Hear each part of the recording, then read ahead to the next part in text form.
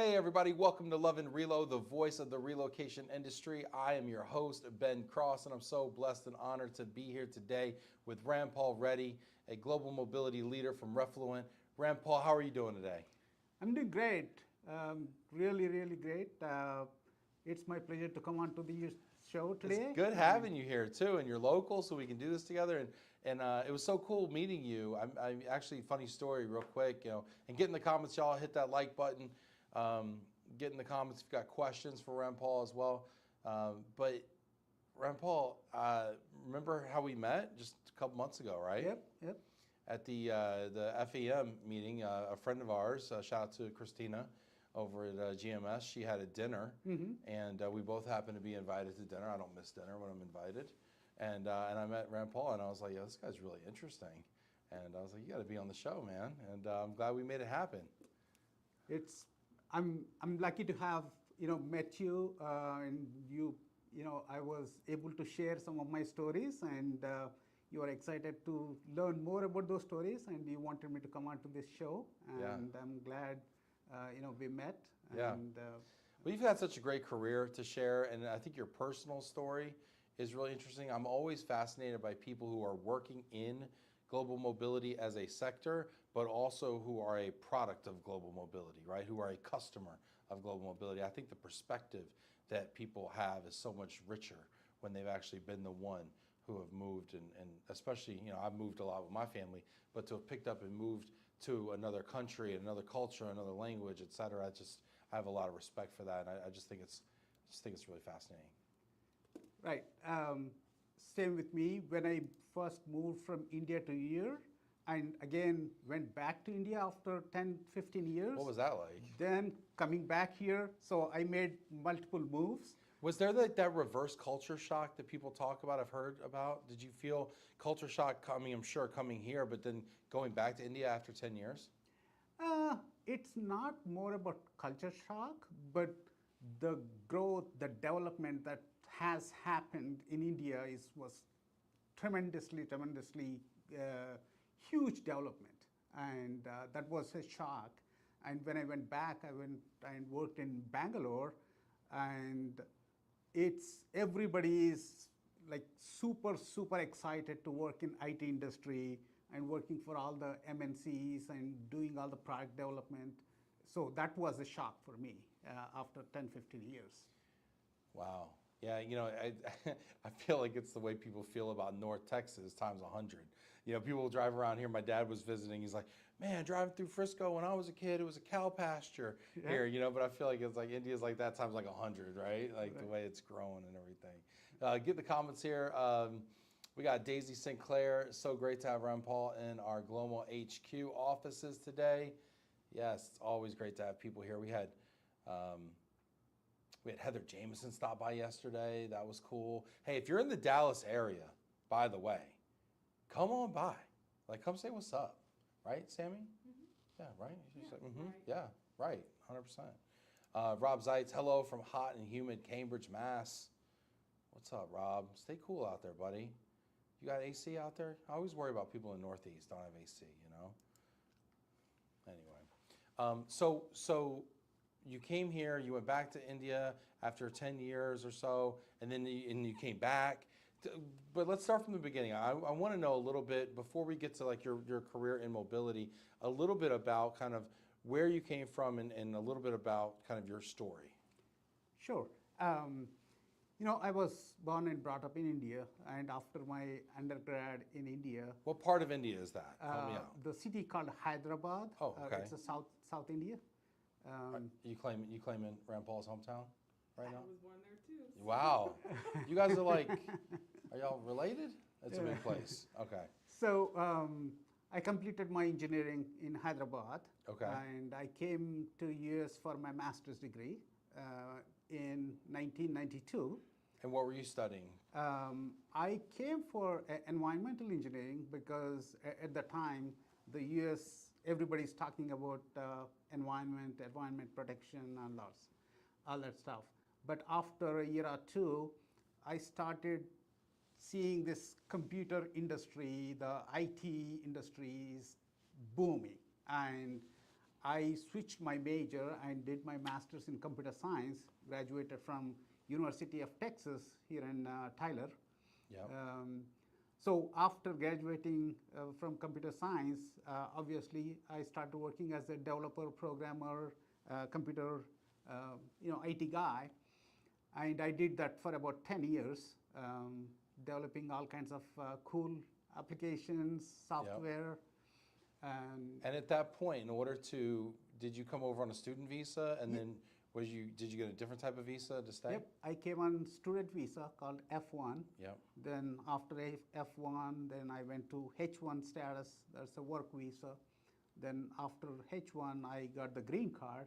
Then I got the U.S. citizenship. So I traveled through the entire U.S. immigration journey from student visa all the way to the U.S. citizenship. Wow, that's awesome.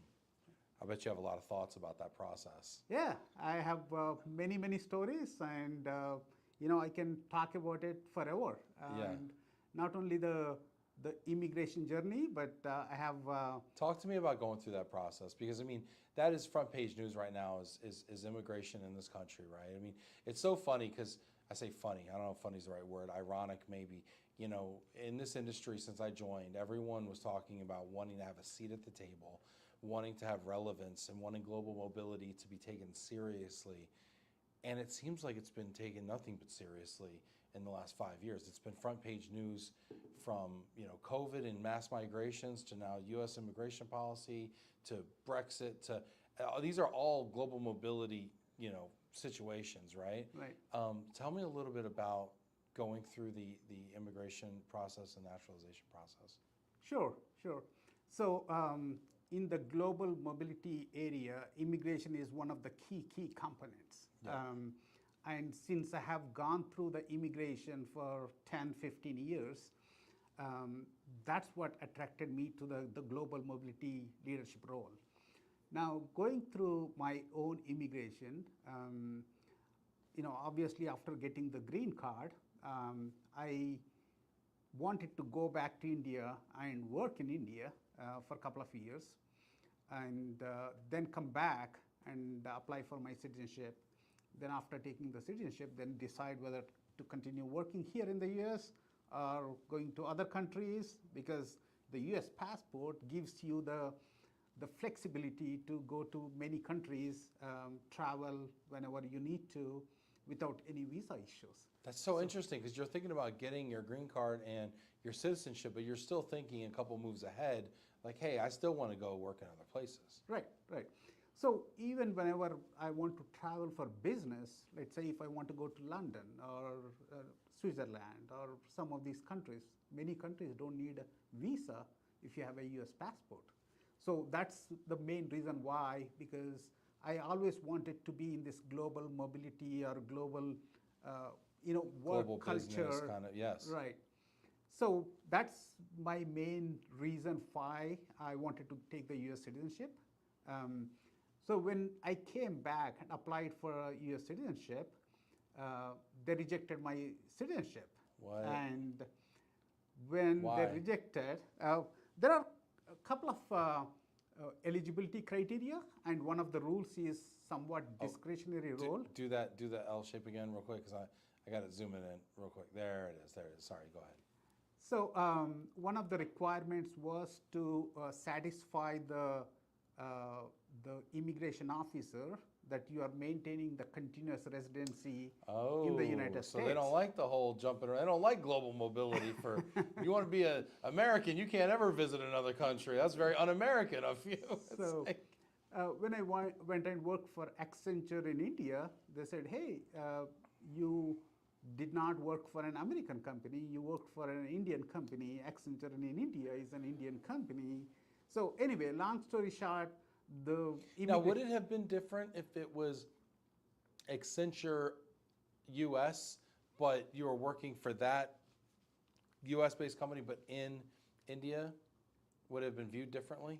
Yeah, I mean, if it was more like a defense company, let's say Boeing or Lockheed Martin kind of things, those are treated, true American companies. and if you went and worked for those companies, Okay. they would have probably considered. But the immigration officer said, hey, you stayed in India for more than 6 months continuously, and you broke your continuous residency Oh, wow. here in the US, so you have to re-establish your continuous residency For how long?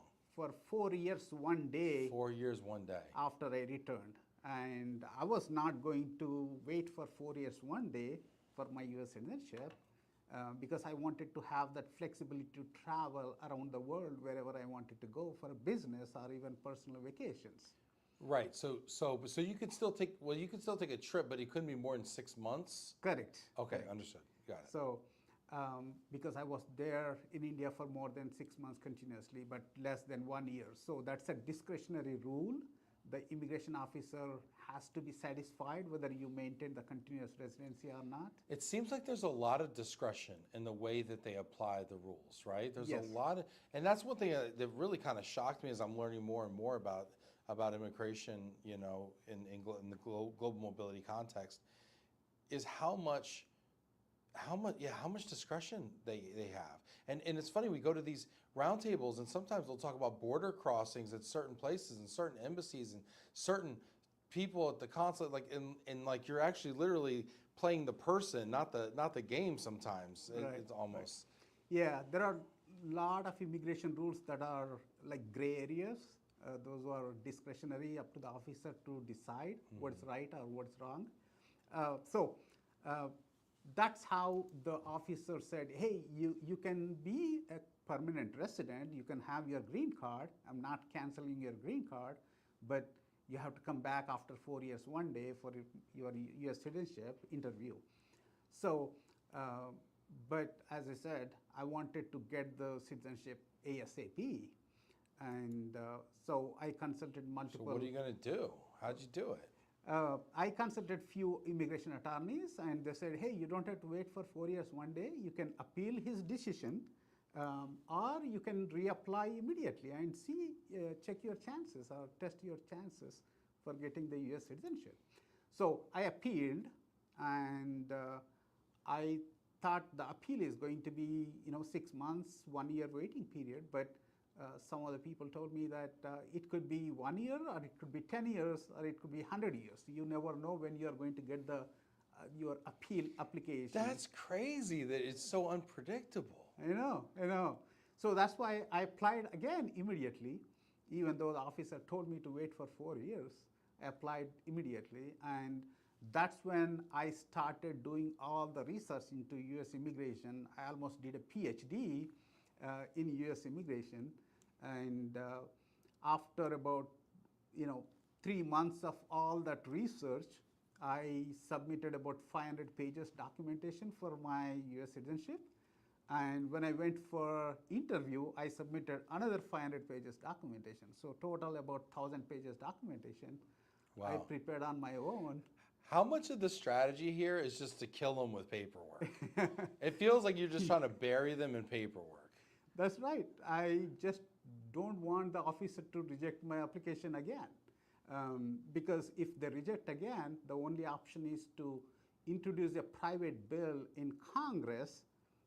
That's the only way to get the US citizenship if officers reject your citizenship twice. Okay, so what happened? I went and met my local congressman in Louisville here in Dallas, and the congressman office has taken up my case and started preparing to introduce a private bill in Congress. So, and I wanted. What is a private bill in Congress? Is this like a private, like the whole Congress votes on it? Like, yes. In the case of Ranpal Reddy's, and then what? Like, do they got to whip the vote too? And all of a sudden, you're trying to get the. How does that work? So the Senate, the senators, all 100 senators have to vote whether Ranpal Reddy deserves U.S. citizenship or not, whether the officer made a mistake in denying his citizenship application. So they have to vote, and if the majority votes in favor of my application, then I get the citizenship. So I started writing emails to all 100 senators and congressmen, um, lobbying for You're lobbying for yourself. lobbying for myself. Yes. And So when was that vote taken? So again, if it was the citizenship application, second was rejected, Okay. then only the private bill was necessary. Okay, so you were already doing this in preparation in Correct. case. Right, in case it if gets- my citizenship gets denied. Okay. So, but during my second interview, the officer interviewed me, and when he saw my 1,000 pages documentation, he said, "Ranpal, I need at least 1 week time to make a decision." Usually, the citizenship applications, they tell you right away after the interview whether you passed or failed. But the officer said, "I need 1 week time." And I said, "You take 1 week time?" How did you feel 1 week? I mean, somebody says I need 1 week's time. Like, is that taking that amount of time? Is that usually a good thing or a bad thing? Since I prepared my documentation very well, I was confident that if he goes to the documentation, if it takes 1 week, I was not very worried. I was very confident that he is going to approve my application. So I waited for a week, and I did not hear anything. I waited for 2 weeks. I did not hear anything. Then 3 weeks, nothing. I consulted my congressman office, contacted them and said, "Hey, it looks like they're going to reject my application again, and let's prepare for the private bill." And it looks like the congressman office contacted the citizenship office, USCIS, and they inquired what's going on. And in the 4th week, surprisingly, I got the approval letter. Wow. You know, that is an incredible story. Yeah. And your dogged perseverance, is incredible. It's inspiring. I see people in the comments here. Jay Hall checking in from USI Law. What's up, Jay Hall? Stacy Gonzalez. Hey, Ranpal, the original OG. What's up, Stacy? Hey, Stacy, long time. Hosea Botley. Hello, Ben and Ranpal from the Great Northwest. Yeah, Hosea was at that dinner with us as well. Jillian Guzda, love having a guest in the office. Welcome, Ranpal. Yeah, so when you had your congressman message USCIS, I got to think that really got their attention. They did. Yeah, I had the occasion in January of visiting Capitol Hill and visiting a Texas Congresswoman's office, actually with the USI Law folks. Shout out to USI Law out there. They were the ones that sponsored this trip to the Capitol, and we actually did a show from the rotunda. It was really, really pretty cool. And we went in and we visited this congresswoman from San Marcos, Texas, and her aide, sat with us for a while, and she's like, "Okay, what's your issue?" And we're like, we just kind of wanted to come see the office and take some pictures, and but I guess the moving expense deduction would be cool to talk about. Okay, yeah. And then we talked about the fact that they were immigration attorneys, and the aide said, "Yeah, if you ever need anything, just don't hesitate to reach out." And it was so interesting how open they seemed to be to advocating for a case on an individual basis.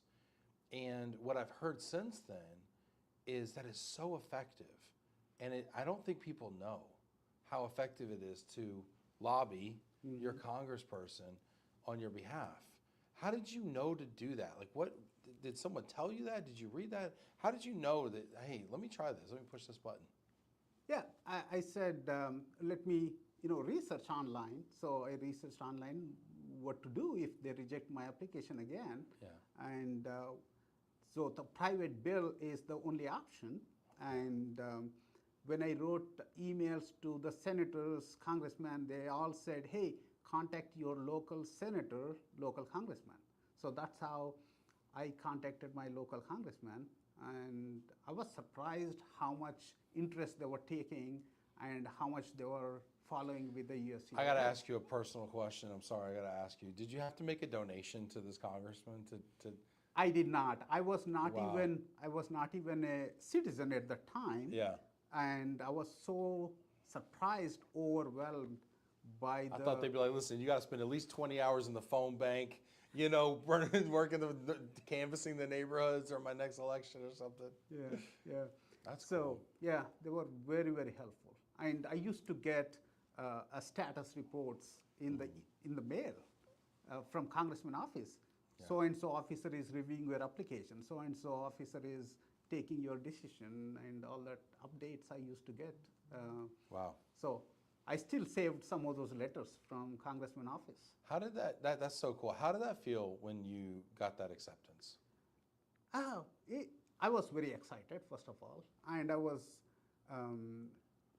all the research I did and all the paperwork I prepared, the 1,000 pages documentation, really helped me to understand what goes with the U.S. immigration. And that's how even my boss in Accenture said, hey, Ranpal, I have a position open for you, the North America Global Mobility Leadership position. It's called GCP in Accenture Global Careers Program. And she said, do you want to take up this role? And I said, I have no idea what is global mobility and what is Global Careers Program. I have been a technology person, developer, project manager, technical manager. Yeah, that's a bit of a leap. Usually global mobility sits in HR or compliance maybe. Right. And you're coming from a software developer background. Right, exactly. So because I had the opportunity to go and work in India and develop the network and relationship with India, Accenture leadership, and coming from the technology background, I can work with the business leaders. So even Sure. though I was not part of the HR team, I was part of the business operations team, I was given this opportunity to grow the Global Careers Program, Global Mobility Program in Accenture. So Wow. we went from about 800 people to more than 8,000 people team in less than 8 years. When you say 8,000 person team? Yep. Or- Our GCP, Global Careers Program, the workforce, if I can call So it the amount of folks in your program that you were overseeing the mobility of or the assignments for. Right. So we brought in about close to 20,000 people in 12 years.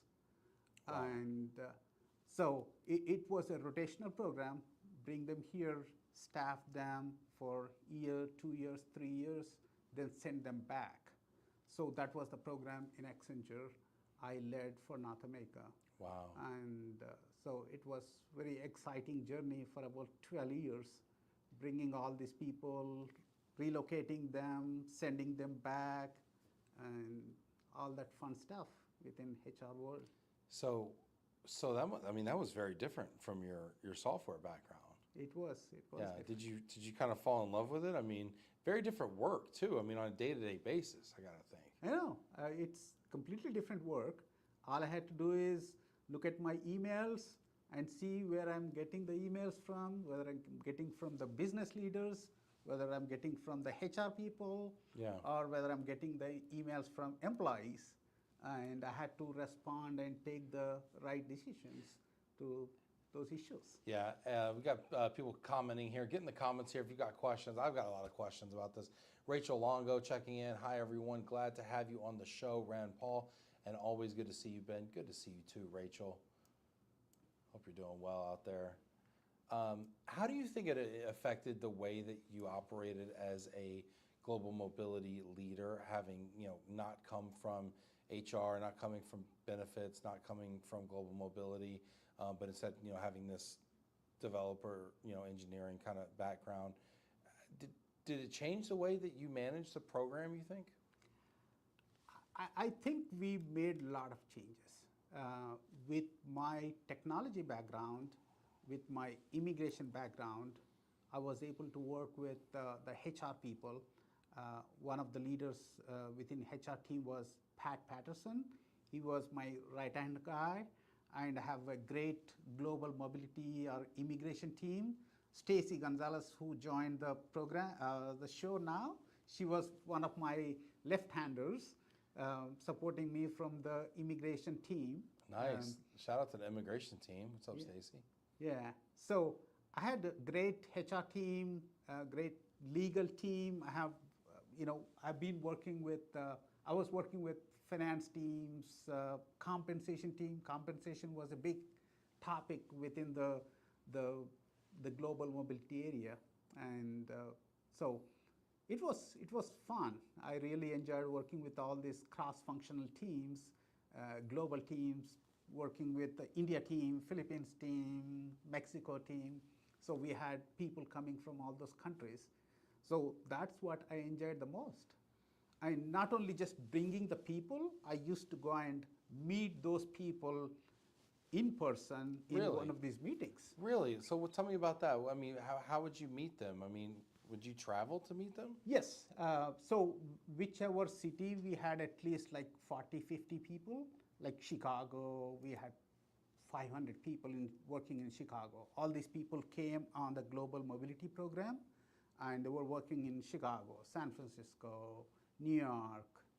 I was a North America leader, so I had people in Canada too, like Montreal, Toronto, Vancouver, Calgary. So I was going to all these places. And what was the point of you going there, right? Like, what was the thought behind that?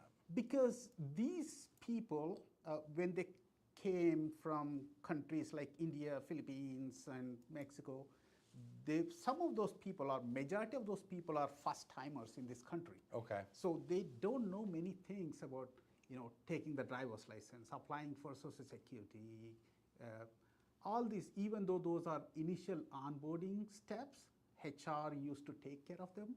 They still had questions, especially around immigration, right? Yep. When they come here, they have a visa for a certain period, Yep. and after that visa expires, hey, what is my next step?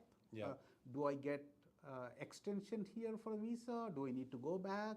Or can the Accenture apply for my green card, permanent residency sponsorship? So people had lots of questions on immigration, and I was able to answer their questions. Did y'all sponsor green cards for people? We did not sponsor until 2011, 2012. Do you think employers should? This is a debate I see sometimes at these roundtables. And weigh into Rachel, I see you there. Sarah checking in from California.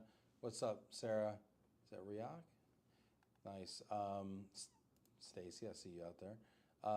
Weigh in here. I'm really curious what people think about it.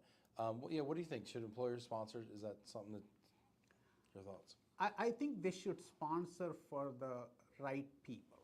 They should not sponsor the green card for everybody. That's the position we had in Accenture too. Of course, in Accenture until 2011, 2012, I had to say no for everybody because we were not sponsoring green card for these people, because these people came on a rotational program and they were expected to go back to their home country.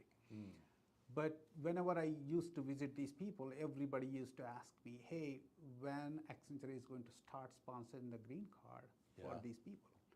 And that's when I had conversation with my leadership, and we developed a business case and submitted to the leadership.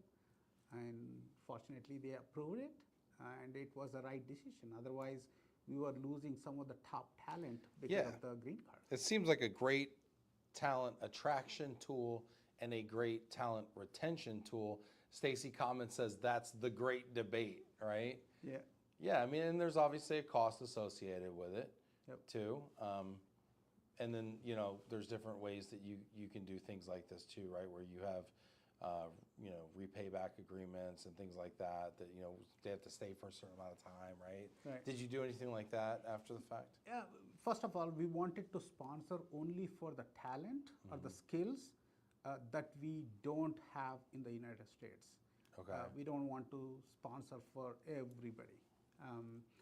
So whichever skills are not available in the market, whoever has those skills, we wanted to sponsor only for those people. Well, I mean, but isn't that the whole, point of like H's too? If you're coming over on a visa, you're pretty much a skill that's hard to find, right? Or no, is it different? No, not necessarily. See, when you apply for H1, the US government doesn't care whether those skills are available in the market or not. When they apply for H1, all they check is whether you are paying the minimum wages Right, the for these prevailing people, rate, the yeah. prevailing wages for these people or not. That's all they care. When you apply for the green card, that's when the US Department of Labor or the USCIS looks into whether those skills are available in the United States or not. So Okay. that's the difference between H1 and the green card. Okay. Is there any advice that you've learned through running that large program with Accenture that you would give maybe to other mobility managers out there who are leading programs? Anything that maybe you learned or through that journey that you would pass along? So the global mobility leadership, the people working in the global mobility teams, they need to start playing more of a strategic roles than the transactional roles. Yeah, I hear that a lot. Because global mobility has to be a strategic decision by the company, by the leadership. Yeah. And the global mobility team, the immigration teams needs to understand that strategy. So that's where I was playing the role, understanding the business strategy, where we have the demand for the talent and where the talent is available. So we used to plan for this workforce planning or workforce strategy at least 12 to 18 months in advance. Because applying for H1 itself is about 18 months period. If you apply in March, let's say 2025, the visa gets approved in October, effective from October. But to be able to apply in March, April, you have to start preparing and getting all the applications at least 6 months in advance. Yep. So it's a long time process. That's why the global mobility teams needs to understand those details, those strategic decisions. Yeah, how do we pitch mobility as a strategy, though? You're totally right. We need to advance that, and it's actually something I've been working with WERC about is enhancing our value proposition as an industry, making the case for global mobility within our client companies. In your opinion, what's the best way to make that case? So first of all, when we bring the people from overseas, the employees who are working in this country, they get a little bit worried. Hey, are we going to lose our jobs? So first thing, the leadership needs to address their concerns, the local employees' concerns. And that's exactly what I did in Accenture. The local headcount grew 2 to 3 times during that 10-year period when we started bringing the people from overseas. Because when we brought those people from overseas, we brought the talent that's not available in the United States. And when we have that talent, we were able to get new projects. We were able to win more deals. Yeah. We were able to compete better. And that's the thing that's somewhat counterintuitive or underreported is the fact that immigration actually creates jobs. It doesn't take jobs. Right? It creates economy. It doesn't detract from the economy. And I think that's something that we just have to keep saying that, right? So people get that right through their head. Right. We're building economy here through bringing highly skilled, high earning, productive people to our country to make it better, right? Right. anyway, yeah, that's Yeah. a great point. And the other thing I would say to that, I mean, is because the converse is the other thing is if we don't bring the talent here to do the work, then we send the work over there. Exactly. And it's like, which do you want? Do you want to offshore the job or do you want to onshore the talent? Right, right. And I'd much rather onshore the talent. Exactly. When we bring the people from overseas, there is a lot of boost to the economy. Oh, People yeah. will buy the homes, Yeah. they rent homes, they pay taxes. They're spending the money locally.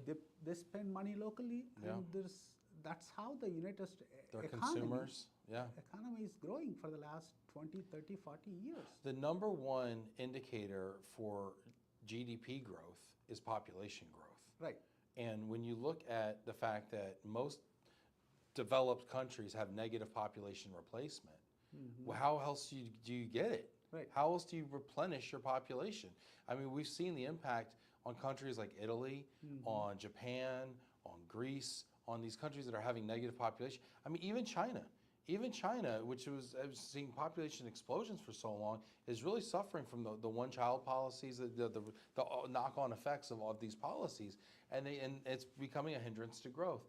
And so, you know, the opportunity that we have in the United States to kind of somewhat cherry pick the best talent in the world, I mean, it's really a special opportunity. Right, right. So the bright minds want to come to the United States, and when they come here, they're actually creating the jobs. Yeah. If you look at some of the top company CEOs, most of them, or at least half of the top companies that you can name, especially the technology companies, Sure. they're all born outside the United States. Right.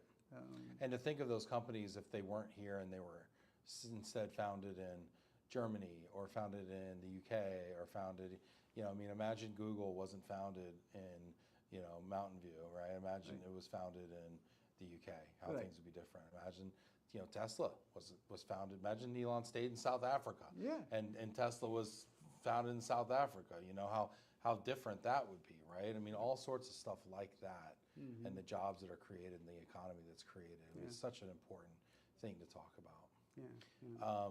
Stacy Gonzalez says 100% spot on. Thank you, Stacy. I'd love to hear your thoughts on it, Stacy, since you're an immigration expert out there. We've got another immigration expert out there, Rachel Longo. Want to hear your thoughts. She says most companies have put policies in place. This, I think, is regarding the green cards. The cost and time. It is a huge investment for everyone involved. Yeah, for sure. It sure is.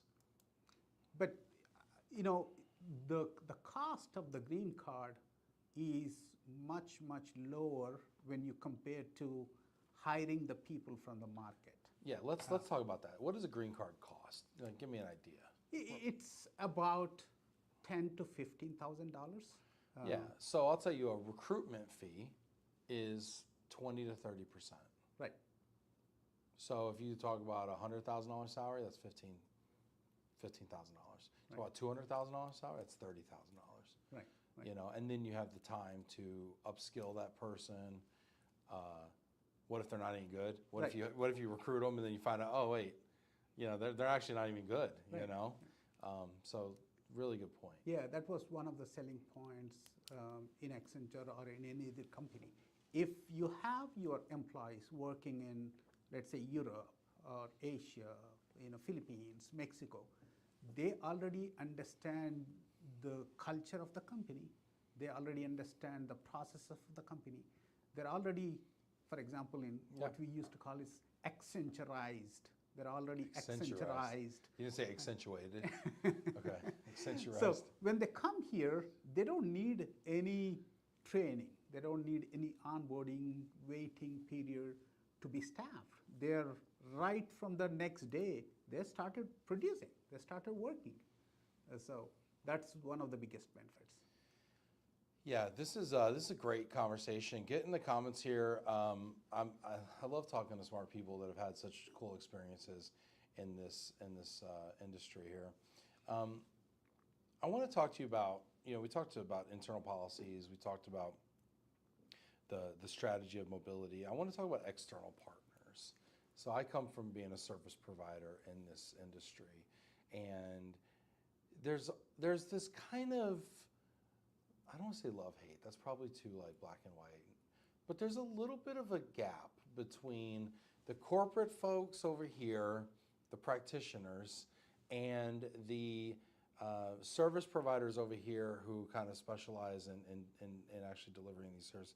And I just feel like there's an opportunity to be a little bit more hand in glove from a problem-solving standpoint. What have you seen on partnering and the value of partnering with vendors? So global mobility definitely requires partners. You can't do it all. The internal teams cannot do all. Yeah, you didn't have Accenture movers? Oh. You didn't own a bunch of corporate apartments in every city that you operated in? We wanted to focus on what we are good at. Right. We are not good at moving the people, selling the homes, Yes. finding the apartments. Accenture real estate Right. agents? So we had partners, and even in Elevance Health, we were working with RMCs, moving the people and finding the apartments. We had tax providers that were advising our people and filing the taxes for them. And we had outsourced even for our travel tickets, flight tickets. You know, we don't know what is the best fare and what is the best airlines. So we kind of outsourced all those things, and we were working with the partners. All we want is we wanted to manage the partners, make sure that they understand our expectations, the SLAs, and they're providing the best services to our employees. So we wanted to, outsource whoever does the work best in those areas, whether it's a travel, taxes, housing. So we had all these partners working with us. Yeah, I think there's a real opportunity for corporations to bring their suppliers in as they are developing solutions and scoping Right. solutions. Because if you scope it wrong and you go to RFP and ask for a proposal, but you've asked the question incorrectly. I mean, we're seeing this with AI now, right? Right. It's like, is it bad AI or is it bad human prompt? Right. Right? And so it's like there's an opportunity, I think, to bring the supplier and the partner in to help to scope the solution a little bit. And I think the flip side of that is true too, where you have these providers that are creating technologies right now and new solutions, but maybe they're not doing it with ongoing customer feedback. So now they build something nobody wants to use. Right. And it's like, so I think there needs to be more collaboration kind of on both sides, if that makes sense. That's right. That's right. So the partners needs to understand. They need to understand the business side. For example, what does the company really need? Where they want to put their people? What kind of services the company wants to provide to their employees? So the partner needs to understand the company business and the services that they want to provide to the employees. Yeah. So at the same time, the company needs to understand the partners, their strengths, and where they can improve in terms of tools, technologies. All these consulting companies, they can develop the software for these partners and help them provide the services better. Yeah. Yeah, it's a great point. And I see a couple companies out there doing it. And we have clients that we advise this to our clients. I mean, we were just having a conversation with a client a week ago who's making a major technology investment. And they're like, hey, I'd like for you to look at it, Ben. And I'm like, yeah, that's cool, I'll look at it.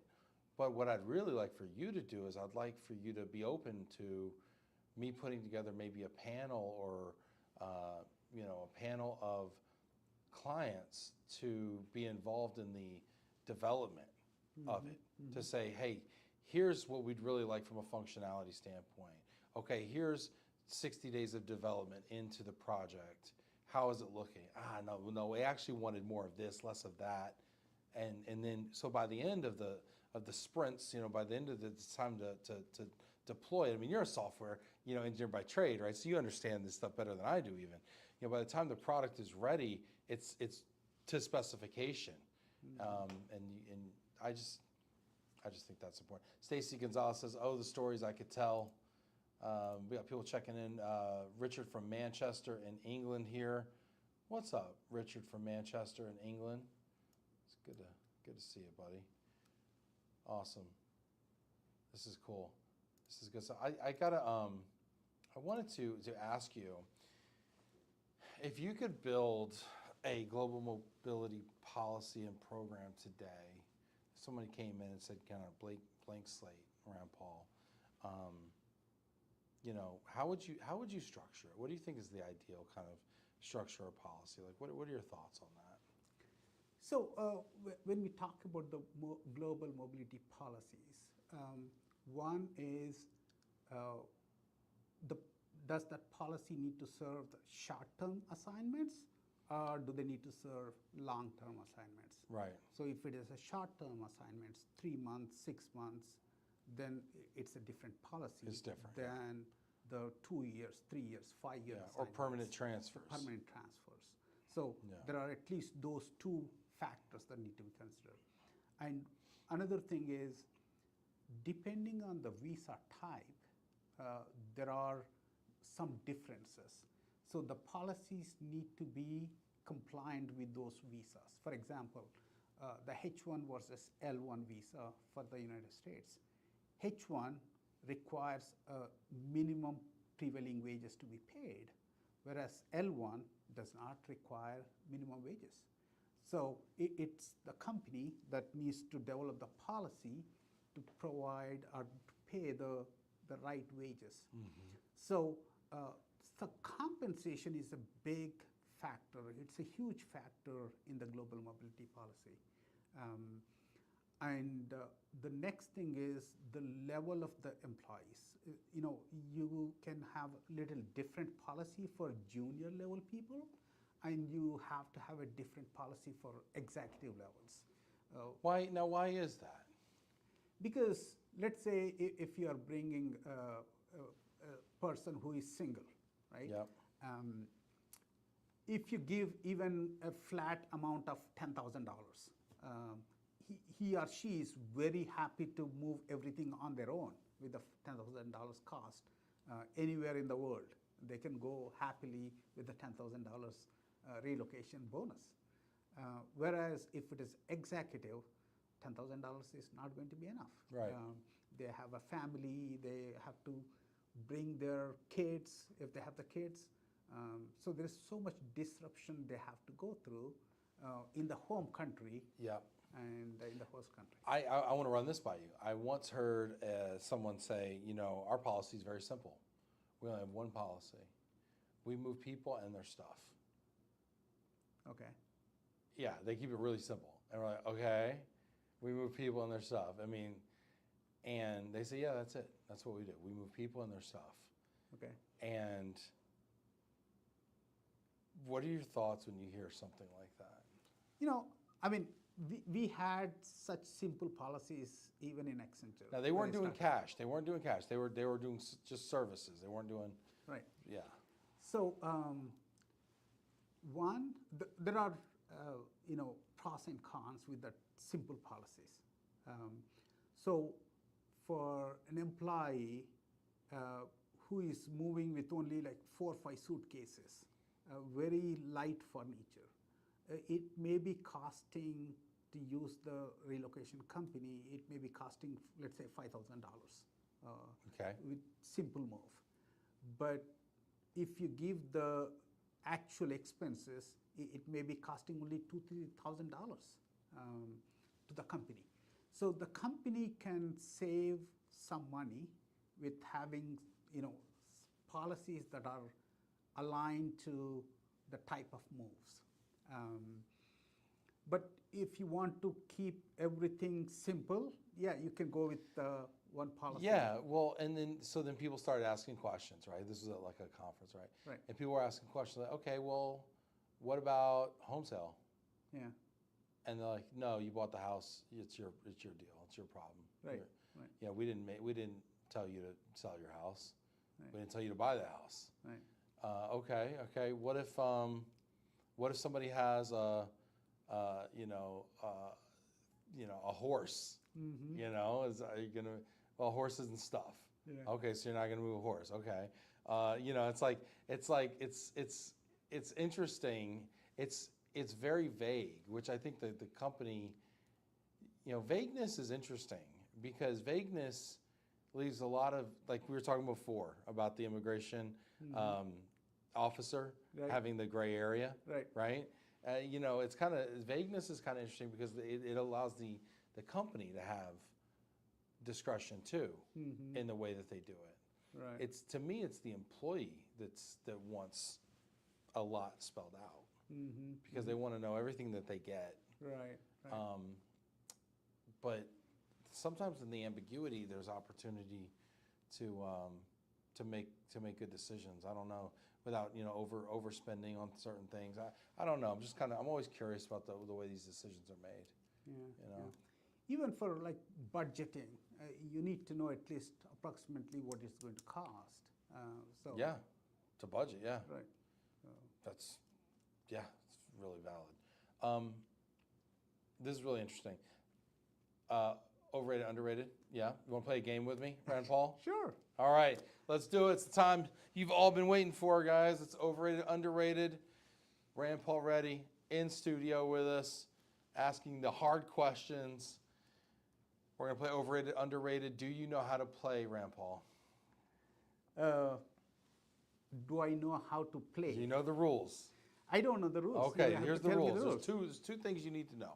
One, I'm gonna give you a topic, Sure. and you're gonna tell me if it's either overrated or underrated. Okay. Okay? Okay. And the second, I will tell you if you're correct. Sure. All right, let's do it. All right, overrated, underrated. First one up, executives' compensation. It's overrated for sure. Okay. Yeah, screw those guys, huh? No, so tell me why. Because, I mean, if you look at, let's say, CEO's compensation, Yeah, I they're hate like CEOs. in millions of dollars. Yeah, Right. yeah. Um, Is that what I should make? Millions of dollars. in my personal opinion, I think those need to be distributed across the lower levels. Yeah. So, Yeah.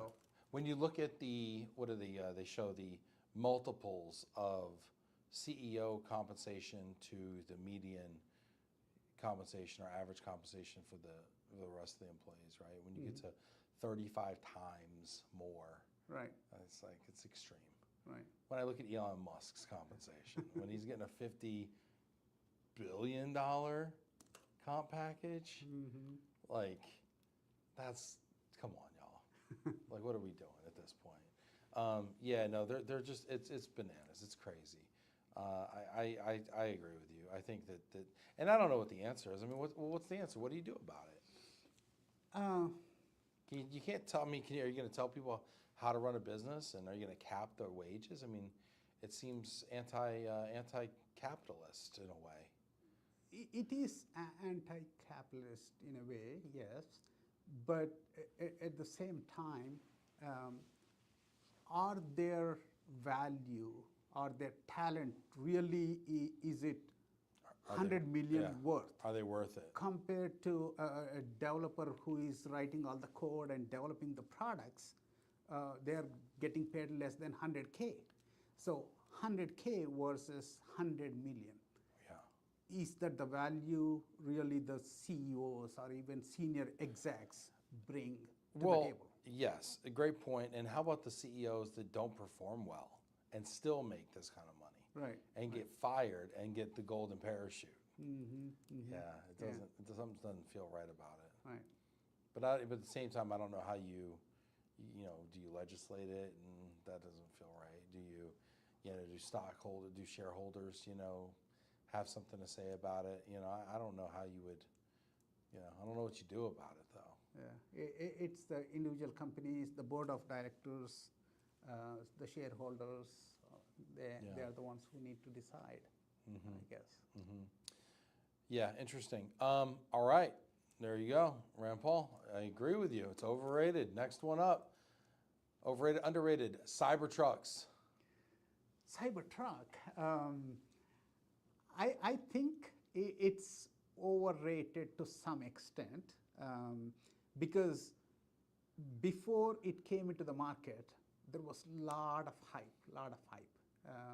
even I booked the Cybertruck at least a year ago or whenever they announced, I booked it. But after it came into the market, haven't even decided yet whether really I should buy it or not.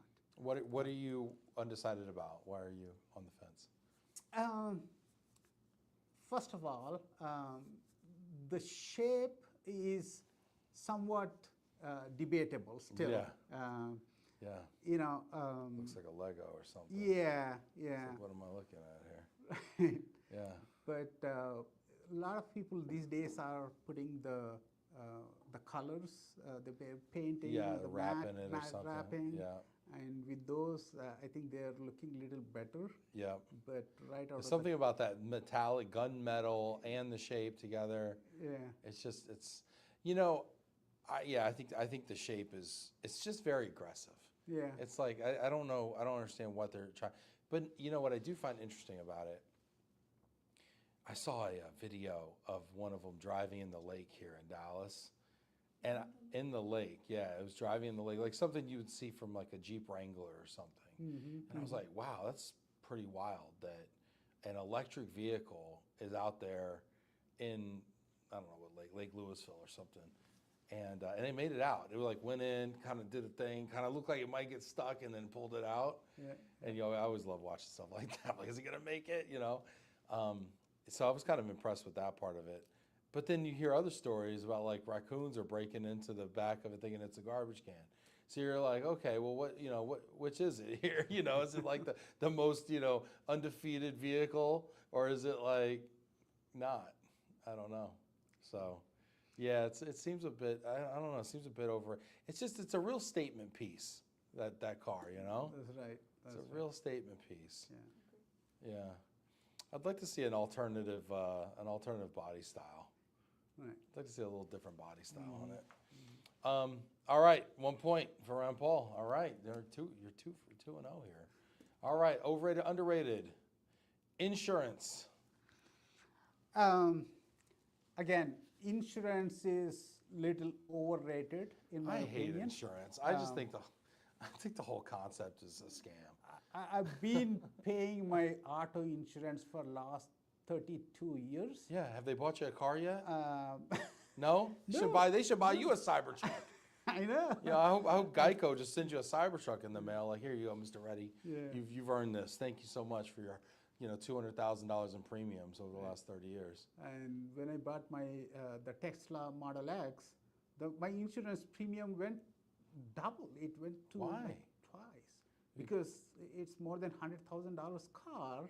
Yeah. And if it gets into any kind of accidents, the repair costs are very, very high. Oh, okay. Very, very high. That's why they bumped my insurance.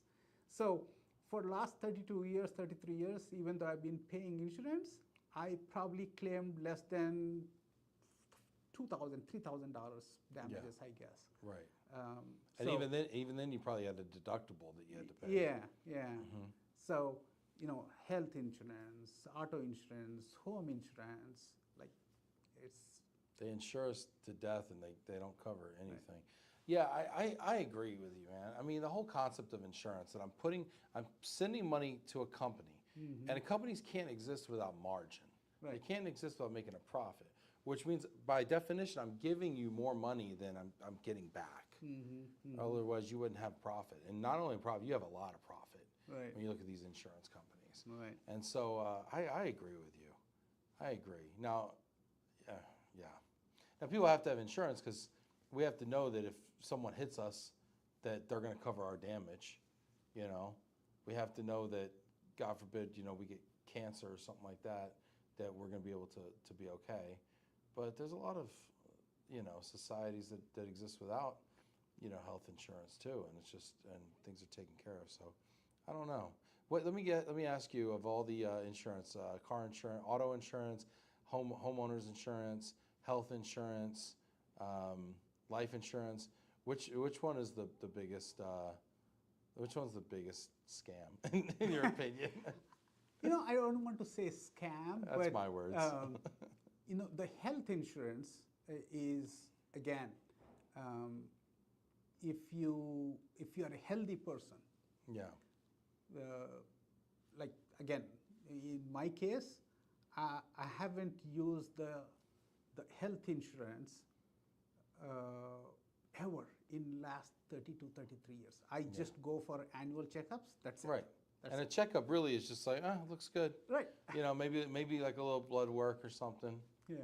Yeah. So, but people that need the health insurance, that Yeah. go to the hospital, need prescription drugs, all those people, probably they use. Well, and I life think insurance. without insurance too, the cost of health care would go down. Mm-hmm. Health care has gone up because they know that it's basically a blank check. Right. They can just get, they can charge whatever they want. Mm-hmm. Now, insurance is going to negotiate it down, but Yeah. the people that don't have insurance are the ones that pay full price for it.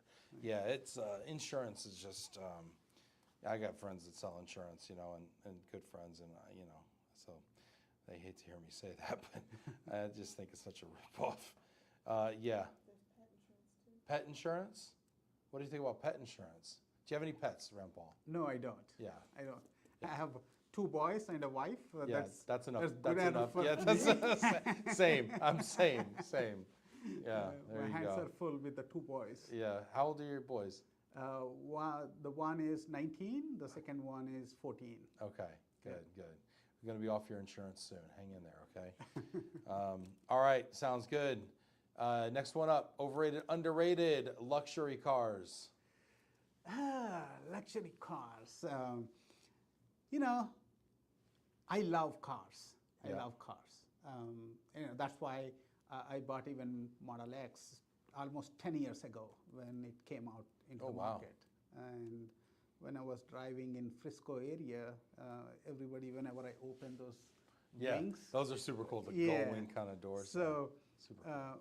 from that aspect, let's say, Model X back in 10 years ago, even though it was more than 100K, I thought it's worth paying for it, right? But when you say luxury cars, if you're talking about, Lambo and Ferrari and all those cars, I don't know. Even though you can go 0 to 60 in 2 seconds, how many times are you going to drive? Well, if like that's that? your measure of a high performance car, I mean, a Tesla will beat a Lamborghini off the line. Yeah. And they've shown that to be true, right? So, Right. like, that doesn't even hold water. Mhm. To me, I don't find the Teslas to be that comfortable. I love the electronics and stuff. And I do think I love the doors, that thing is cool. But, I do enjoy a nice interior, Yeah. a nice supple interior, Right. a nice quiet ride. I do enjoy that. Mhm. But I don't know that I pay, $200,000 for a Rolls Royce or something. Right. But I wouldn't mind if you picked me up in one. So you just give me a call. But obviously, you spent more money than most people have on cars, so you obviously value it. Right. Yeah. So luxury cars, overrated, underrated? I think they are overrated. Overrated? Overrated. Yeah. Yeah, it's funny, my sons are 10 and 7. Mhm. And my 7-year-old keeps telling me I should buy a Lambo. Mhm. I'm like, what do you know about a Lambo? Because Mr. Beast is always giving away Lambos. So he just thinks there's like Lambos growing on trees. Oh, Lambo, you should get a Lambo, Dad. Is it more or less than a Lambo, Dad? Like, that's like more or less than a Lambo. It's like, yeah, I would never buy a Lamborghini. I couldn't fit in a Lamborghini. Yeah. First of all, it's like 8 inches off the ground. Mhm. I basically have to fall into the thing. And then getting out of it, forget about it. I need like a hoist, Yeah, I'm with you. Overrated. All right, let's keep it moving. Last one up. Overrated, underrated. Cowboys brand value. The most valuable franchise in the world, valued at $12 billion USD. I'm a Cowboy fan, and How about the Cowboys? back in 90s when they won the championship back in black. 92, back. 93, and 95. Right. Yes. So it was worth whatever the brand value they had. But since then, you They've know, gotten worse and the value's gone up. yeah, exactly. Isn't that funny? Exactly. It's like CEO pay.